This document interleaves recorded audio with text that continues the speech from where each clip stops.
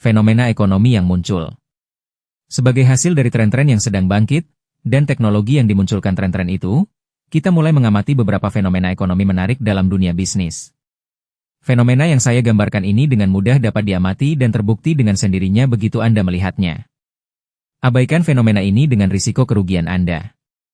Memahaminya akan membantu Anda menghindari kesalahan-kesalahan besar dalam pilihan bisnis Anda, dapat membimbing Anda menuju rezeki tak terduga, dan bahkan dapat menyelamatkan hidup Anda.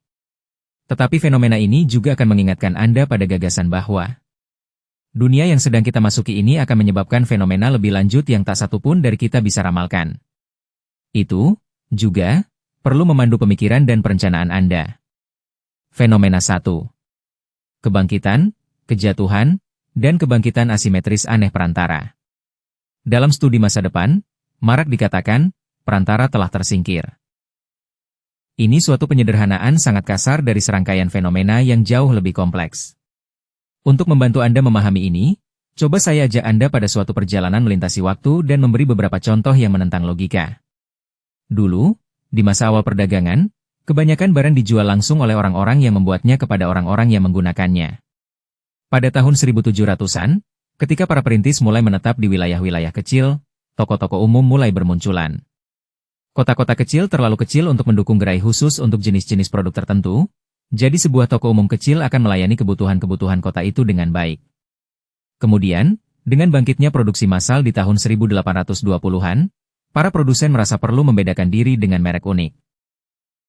Meski cap pembuat bisa ditemukan pada barang-barang seperti tembikar dan semacamnya sejak tahun 3000 sebelum Masehi di Mesir, branding formal untuk membedakan sebuah produk di pasar tidak menjadi lazim sampai masuknya produksi massal. Di titik itu, branding menjadi perlu karena alasan-alasan yang jelas. Kemudian, dengan gabungan produksi massal dan pencitraan merek, fenomena baru terjadi. Toko rantai atau jaringan. Segera banyak jenis toko jaringan muncul. Toko umum atau serba ada. Department store. Toko kelontong. Toko khusus.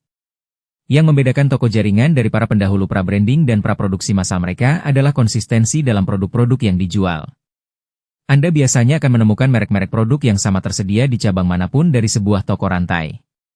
Sekarang, perhatikan bagaimana setiap perhentian sepanjang jalan sejauh ini. Perubahan-perubahan ini telah terjadi karena dua alasan. Fenomena sosiologis, misalnya, gerakan pemukim. Kemajuan teknologi, produksi massal. Selama puluhan tahun, kita bisa telah memperoleh nafkah lumayan menjalankan sebuah toko umum lokal yang hanya menggabungkan semua barang lokal dan mengirimkan beberapa barang khusus sesuai kebutuhan.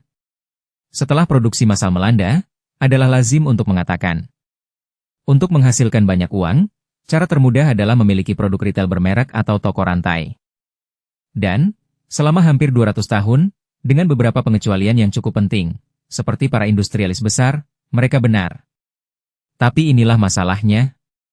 Sekitar tahun 1849, terjadi demam emas di Amerika dan semua orang berpikir untuk pindah ke California, menambang emas, dan jadi orang kaya baru. Tapi coba tebak siapa yang jadi kaya dalam demam emas? Bukan para penambangnya. Tapi, orang-orang yang menjual perkakas, kapak dan sekop, yang dibutuhkan para penambang. Levi's, misalnya, tidak akan menjadi merek seperti sekarang tanpa suntikan yang diberikan era demam emas. Para penambang membutuhkan jeans kokoh dan Levi's dengan cepat menjadi merek paling terpercaya. Jadi, tidak hanya perubahan paradigma dan gerakan sosial menentukan bagaimana dan kemana uang mengalir, kadang fenomena yang sama sekali tak jelas atau tak terduga menentukan juga. Seiring merek-merek dan toko-toko jaringan ini berkembang, secara alami beberapa menjadi lebih dominan daripada yang lain. Fenomena itu, digabungkan dengan kemajuan lebih lanjut dalam transportasi dan logistik, melahirkan generasi baru toko jaringan, yang sekali lagi, mengubah segalanya. Superstore. Mari kita buat 4 kategori tambahan untuk terah baru ini agar Anda bisa mendapatkan gambaran umum tentang fenomena lebih besarnya.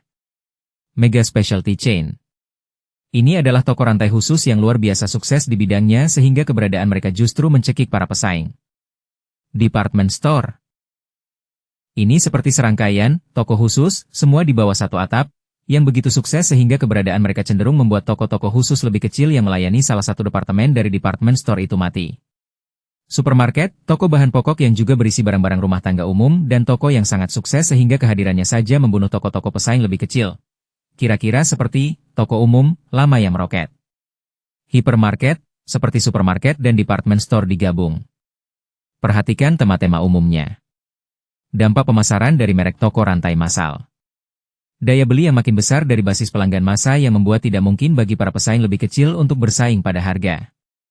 Peningkatan efisiensi dari rantai pasokan mapan, yang lebih menurunkan biaya-biaya. Kemudahan dari pilihan yang lebih banyak di satu lokasi.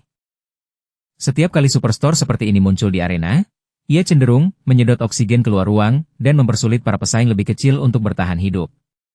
Bahkan, fenomena sangat lazim ketika salah satu dari superstore ini muncul adalah bahwa para pesaing lebih kecil dengan sangat cepat menutup usahanya. Dengan cepat, menjadi tidak layak secara ekonomi bagi mereka untuk bertahan dalam bisnis. Tentu, hingga saat ini ada toko-toko khusus yang masih bertahan. Mereka umumnya di daerah-daerah yang sangat desa superstore tidak ada. Menawarkan produk-produk yang terlalu langka untuk menghasilkan keuntungan pada skala superstore. Merek-merek mewah kelas atas yang terlalu mahal untuk konsumsi massa. Menawarkan sesuatu yang secara unik tidak tersedia di superstore. Selama puluhan tahun, fenomena superstore adalah salah satu kekuatan paling mengganggu di medan perang ekonomi. Tapi kemudian, internet muncul. Meskipun internet menjadi alat pemasaran dan perdagangan sejak awal 1990-an, baru hingga 1995 dan penemuan sertifikat SSL perdagangan online secara resmi lahir.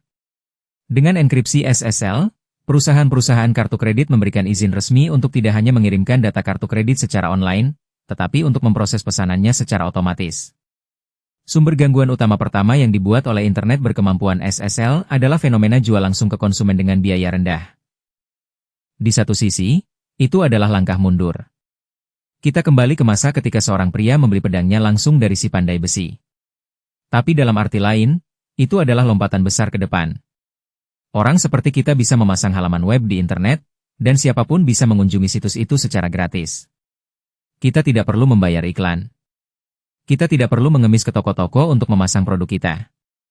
Kita tidak perlu membeli ruang retail untuk toko kita sendiri. Kita bisa hanya membuat suatu laman dan menjual. Sampai hari ini orang-orang seperti kita telah memanfaatkan fenomena ini dengan tingkat keberhasilan berbeda-beda. Sebagian dari kita memulai bisnis kecil yang tidak berhasil. Sebagian memulai bisnis kecil yang berpenghasilan rendah, kadang cukup untuk keluar dari pekerjaan harian kita. Sebagian meluncurkan merek yang sangat sukses. Namun, sebagian dari kita benar-benar mengganggu pasar dengan cara-cara baru dan mengasyikkan, seperti yang akan segera Anda lihat. Gangguan lebih lanjut terjadi sebagai fenomena alami dari teknologi yang tersedia di internet. Kunjungi Mitos Wirausaha Indonesia di terobosan.biz.id untuk lanjutan kisah serunya. Inilah surga dunia baru Anda yang murah meriah di era kesengsaraan dan kekacauan ini.